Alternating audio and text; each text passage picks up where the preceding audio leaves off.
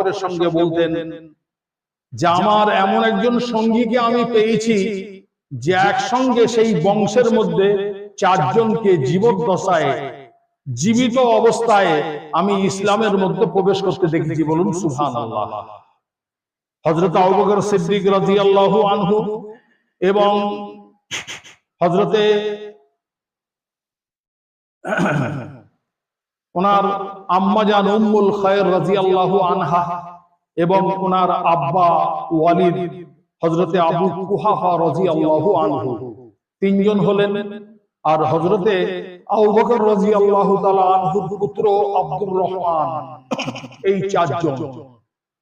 বিশ্ব নবী সাল্লাল্লাহু আলাইহি সাল্লাম বলছেন যে এক বংশের মধ্যে জীবদ্দশায় আমি ইসলাম কবুলিয়াতে এই 4 জনকে দেখেছি। এই ফজিলত আর অন্য কোন সাহাবার মধ্যে নেই। বলুন সুবহানাল্লাহ।